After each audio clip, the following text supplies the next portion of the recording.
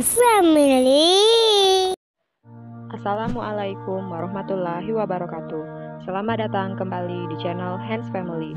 Di video kali ini, Hands Family akan memberikan tutorial cara membuat bunga teratai dari kain flanel. Sebelum mengikuti langkah-langkahnya, jangan lupa klik tombol subscribe. Terima kasih. Yang kita butuhkan adalah lem tembak, gunting, korek api, kawat besi untuk tangkai, selotip hijau, kain flanel ukuran 2x12 cm, ukuran 2x7 cm, ukuran 2x3,5 cm buat sebanyak 6 lembar, ukuran 2,5x4 cm buat sebanyak 6 lembar, ukuran 3x4,5 cm buat sebanyak 6 lembar, ukuran 3,5x5 cm buat sebanyak 6 lembar, ukuran 10x10 cm untuk membuat daun, ukuran 4x4 cm untuk kelopak daun.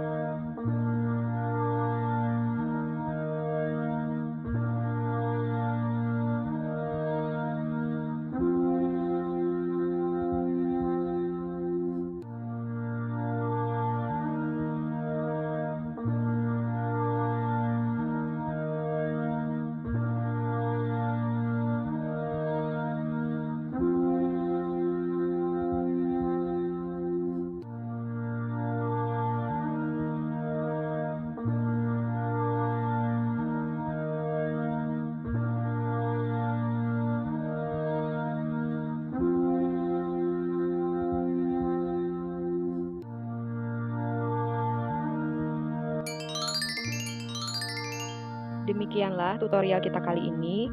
Jangan lupa like, subscribe, dan nyalakan tombol lonceng. Semoga bermanfaat. Assalamualaikum warahmatullahi wabarakatuh.